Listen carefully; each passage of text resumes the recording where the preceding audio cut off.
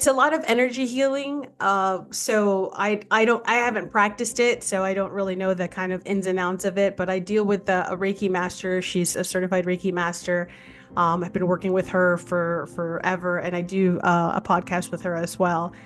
And she just kind of like just taps into feeling because we're all energy. Dr. Joe Dispenza. I don't know if you're familiar with Oh, him. oh yeah, come on. Yeah, love who doesn't love I'm so Dr. professed Joe? space today. Same. So I was always, thinking about him and reading about him and kind of learning, that we're all energy, whatever the energy that you are, that's what you're attracting. And I really kind of love that.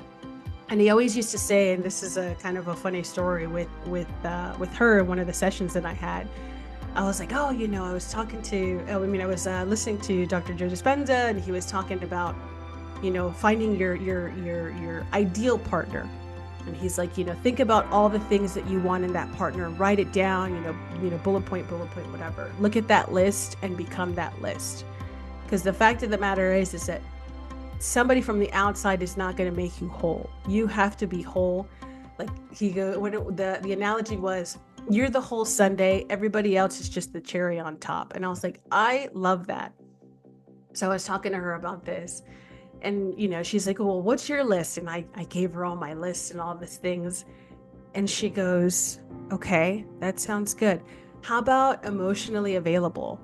I was like, yeah, like, of course you want somebody who's emotionally available, because I mean, why why be in a relationship if that's not the possibility? So it's just, kind of it's a lot of a sounding board, and I'm sure, I know traditional therapy is that way as well, but it's like tapping into that energy that, I'm a empath for sure, 1,000%. And I didn't realize what that was until I actually started going with her. I was like, sometimes I feel really drained when I'm with this person or hanging out with these people. I just literally want to go home and go to bed.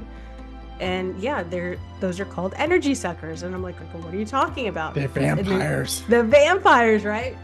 So she kind of explained all that stuff, and just learning about like what all of that entails, and how to kind of align yourself and kind of bring back and open up the spaces and clear out that negativity or whatever that feeling of emotion or something that's happening, in your chakras and stuff.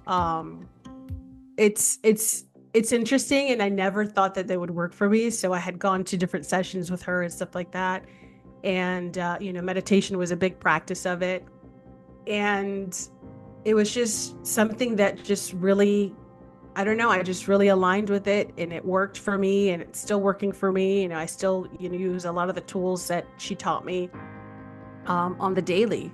So it's really cool. I highly recommend it, whether it's her or with somebody else. I think it's always important, especially to try out different methods of healing, because you don't know what you're gonna really align with, number one, and what's gonna work for you. And I think the most important thing for sure is do something that you're going to do consecutively. Like, you're going to want to learn more, do more, and that you're actually going to practice. I always make fun of the situation. She's like, meditation practice. She's like, that word at the end, practice, you got to do it. They practice medicine. Why not practice meditation, right? Exactly. Every day you got to learn how to quiet your mind and let your thoughts pass and not get upset when you do get distracted by yourself. And yeah, Hmm. it is a practice, definitely.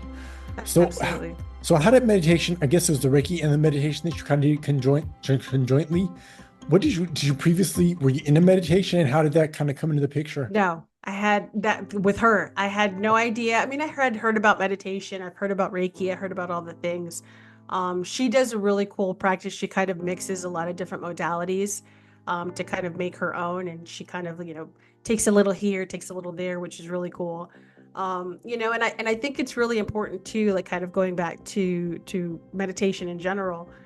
It's everyone thinks it's like sitting still and clearing your mind. It can be that 1,000%, but Hmm. it can also be coloring. It could be journaling. It could be walking around the Yep. park, listening to music, like whatever that kind of distraction, if you will, Teach to you just to kind quiet of the mind and just go just to within and just quiet your focus on mind. yourself. Yep. Yeah, like That awareness. that can be your meditation. It doesn't, like meditation, I look at it as a big umbrella or a big tree. you can put all the different leaves and do all the different things, because whatever you're going to want to do and practice, like that can be your form of meditation.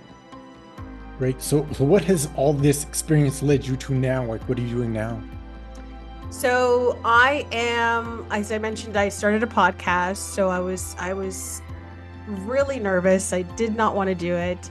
You're Because I think afraid of putting yourself out there? 1,000%, putting yourself out there, and that fear factor The of rejection and folks are looking at me crazy. Like, yeah. all of that, Mhm. what are you talking about? What are you doing? Like, why does anybody want to hear what you want to say? Like, what you want to have to say.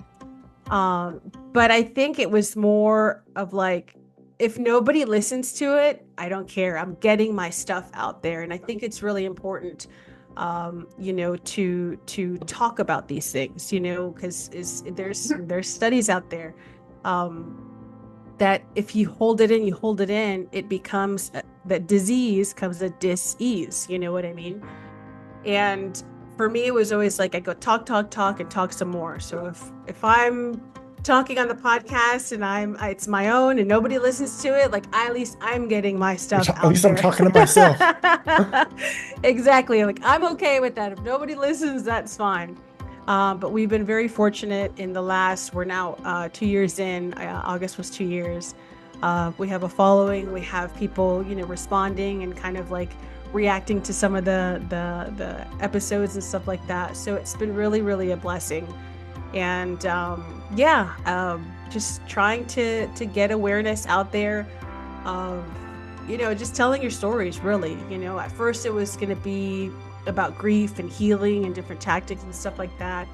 But I think the more that I'm kind of moving through the motions of my own healing, it's more of having others tell their stories, like Mhm. what you're saying and what I'm saying might be the same, but how you say it and how I say it are going to be different, and they're going to resonate differently with different people.